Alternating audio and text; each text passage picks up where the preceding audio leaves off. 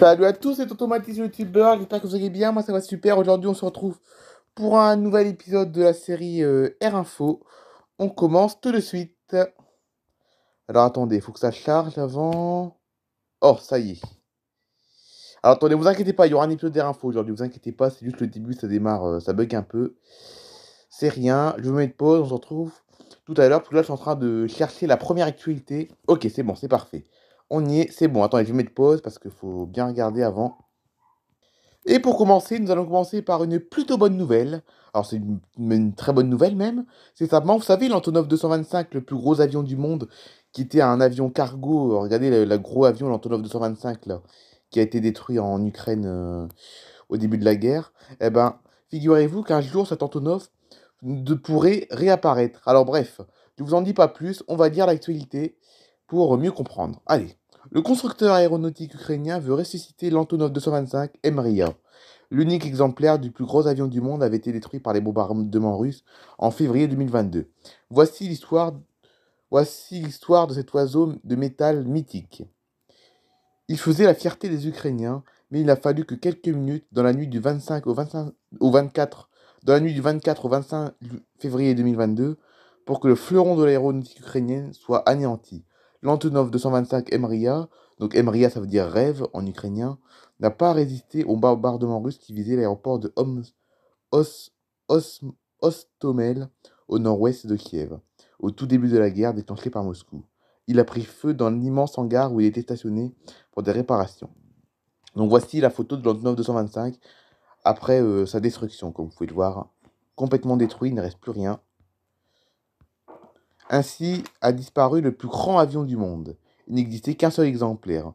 Depuis son lancement en 1988, il surpassait donc tous les autres avions de sa longueur 80 mètres, soit 12 mètres de plus que l'actuel A380, et son poids 285 tonnes contre 276 pour l'avion européen. Avec ses 6 moteurs, ce gros porteur, il n'a il n'a pas été conçu pour le transport de passagers. Était reconnaissable entre tous.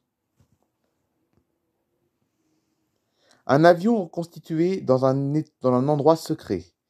9 mois après le début de la guerre, ce bel oiseau pourrait ressusciter. Comme le relaie le site Air Journal, le constructeur aéronautique ukrainien Antonov vient de confirmer que la construction d'un nouvel Antonov 225 Mriya était lancée. Le 18 octobre, le 18 octobre. Le 18 août 2022, lors d'une visite à Leipzig, donc Leipzig, c'est une ville qui se trouve en Allemagne, le directeur général de la société Antonov, Eugène Gavrilov, avait déclaré au journal allemand Bild que les travaux du nouvel avion étaient en cours dans un endroit secret et qu'il était déjà reconstruit à 30%. L'opération consiste à utiliser des pièces récupérées sur l'appareil détruit, mais, mais aussi celle d'un deuxième exemplaire qui aurait dû être opérationnel en 2008, mais qui n'avait jamais été pu achever, faute d'argent. La reconstruction du Mriya, donc de l'Antonov, importe tant aux Ukrainiens, comme l'explique la télé belge RTBF, c'est ce que cet appareil, détruit par l'ennemi, est devenu un symbole de résistance. L'avion figurait notamment sur un timbre spécial émis par la poste ukrainienne. Conçu pour transporter une navette spatiale sur son dos. L'Antonov 225 Mriya est pourtant né dans le cadre de programmes aéronautiques soviétiques alors que l'Ukraine était sous la coupe de Moscou. Dans la grande rivalité avec les États-Unis, l'URSS avait élaboré une navette spatiale du nom de Buran pour envoyer ses cosmonautes dans l'espace. Un appareil largement inspiré du modèle de la navette américaine. L'objectif étant de remplacer le lanceur soviétique Soyouz vieillissant. Mais il a aussi fallu imaginer un moyen de transport afin d'acheminer cet engin de son lieu de construction, à Samara, juste à côté de jusqu'au site de lancement de Baïkonour au Kazakhstan. Et mince, je me suis...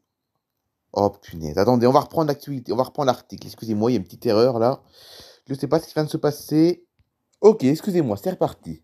À 4, à 1300 km de là, impossible d'opter pour le train de fait, du fait de l'envergure de la navette.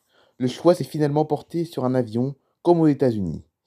un avion qui devait être suffisamment robuste pour transporter la navette sur son dos.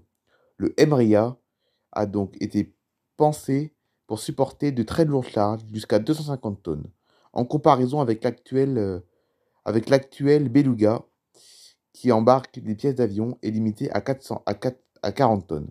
Eh ouais, donc l'Antonov 225, au tout début, donc quand il a été construit, il avait été conçu, regardez, pour transporter la navette spatiale Buran. Eh ouais, l'Antonov 225, il a été construit pour la navette spatiale, mais maintenant, enfin, avant qu'il soit détruit, il a été utilisé pour des vols cargo.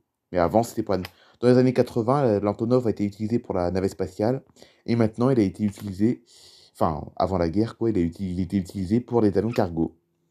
Voilà pour cette actualité.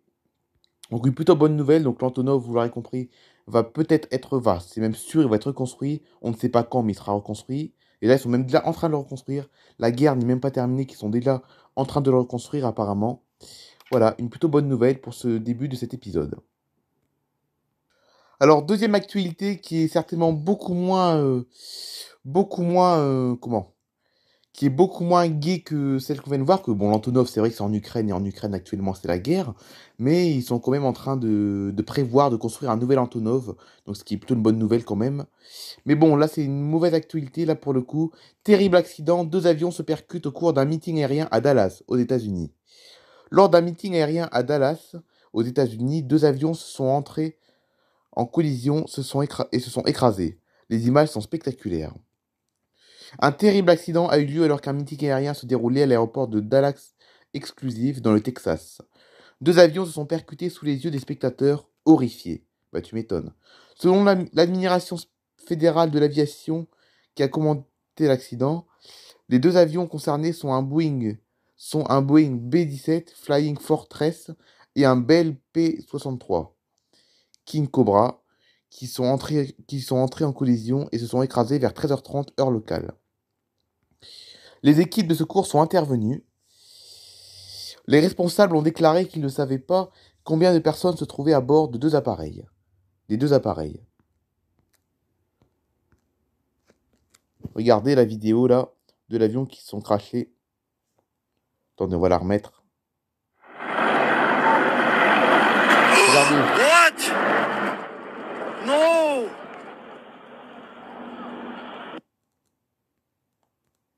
Voilà, donc comme vous avez pu le voir, malheureusement, un crash d'avion dans un meeting aérien, comme vous avez pu le voir. Les vidéos postées sur Twitter ont montré les deux avions qui sembleraient se heurter en l'air avant de descendre rapidement, provoquant un grand incendie et des panaches de fumée noire dans le ciel. Voyez, une autre vidéo, on dirait là. La FAA et le National Transportation Safety Board ont ouvert des enquêtes. Regardez cette deuxième vidéo.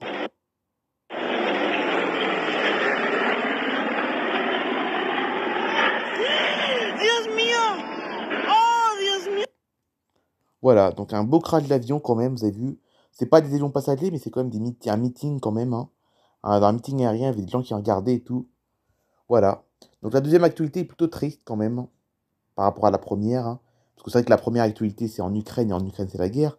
Mais ils sont en train de reconstruire l'Antonov. Bon, je pense que l'Antonov ne sera pas inauguré avant la fin de la guerre, à mon avis. Hein. Tant que la guerre ne sera pas terminée, il n'y aura pas d'Antonov. Mais bon, ils sont quand même là en train de préparer l'après-guerre, quand même, là-bas. Là. Ils sont en train de préparer l'après-guerre en construisant l'Antonov, quand même. Bon, bref. Donc là, on a vu deux actualités. On va passer à la troisième. Je ne sais pas encore qu'est-ce que ça va être, la troisième encore.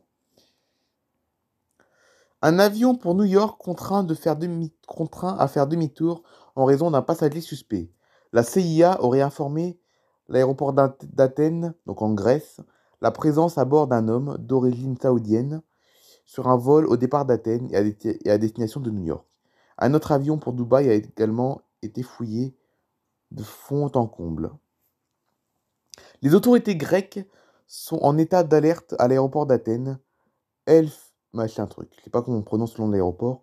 Deux vols, deux vols à destination, l'un pour Dubaï et le second pour New York, contraints de revenir à Athènes, dont l'un escorté par des avions de chasse. Selon le site de l'hebdomadaire grec Protothéma, la CIA aurait informé en fin d'après-midi l'aéroport d'Athènes de la présence à bord d'un suspect d'origine saoudienne sur l'un des 2 vols au départ d'Athènes.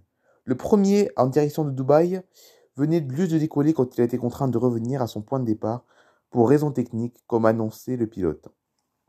Les passagers ont alors été débarqués et fouillés par des dizaines de policiers. Nous avons été pris au crible, nous avons été passés au crible et même oublié d'enlever nos chaussures, témoigne l'un des voyageurs au site grec.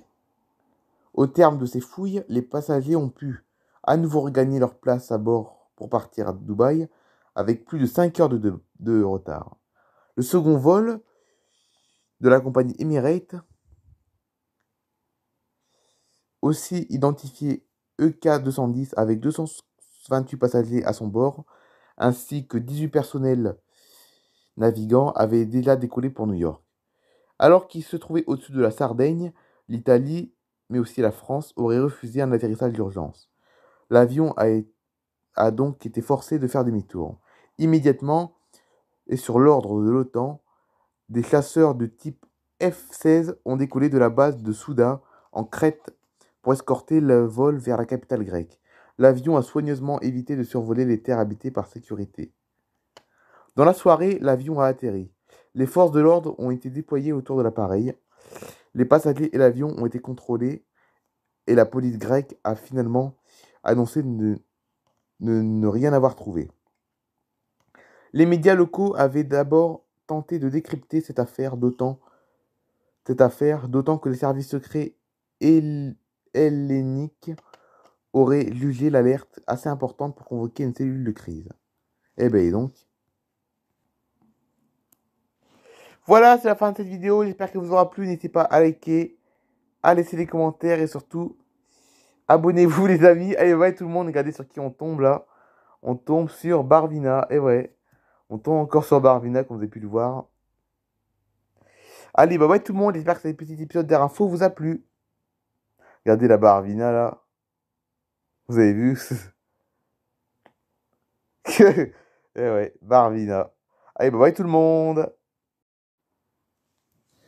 Et oui, vous avez cru que la vidéo était terminée. Eh ben non, la vidéo finalement n'est toujours pas terminée. Donc un petit bonus pour la fin, c'est que je ne sais pas si vous vous souvenez, donc pour ceux qui ne se souviennent plus de l'Antonov 225, donc l'Antonov 225 est un avion qui a été détruit en Ukraine au début de la guerre, mais je ne sais pas si vous vous en souvenez, mais au mois de mai, donc c'est en mai 2022, je vous avais fait une vidéo hommage à l'Antonov 225. Je ne sais pas si vous en souvenez, en tout cas si vous en souvenez plus, je vous invite à la voir, car elle est magnifique cette vidéo. C'était une vidéo que j'avais faite le 26 mai 2022, regardez, écoutez.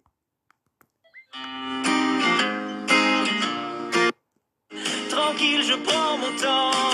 Down, down. Voilà, c'est ça, je vous en montre pas plus. Donc voilà, donc c'est une vidéo qui est sortie le 26 mai 2022. Un petit hommage à l'Antonov 225 que j'avais fait. Un hommage que j'avais fait à l'Antonov 225 le 26 mai 2022. Voilà, c'est une vidéo que j'avais faite le 26 mai. C'est une vidéo que j'avais faite le 26 mai 2022 en hommage à l'Antonov. Allez, bye bye tout le monde. J'espère que cette vidéo vous aura plu. Cheers to the ones that we got. Cheers to the wish you were here, but you're not. Cause the dreams bring back all the memories of everything we've been through. Toast to the ones here today. Toast to the ones that we lost on the way. Cause the dreams bring back all the memories.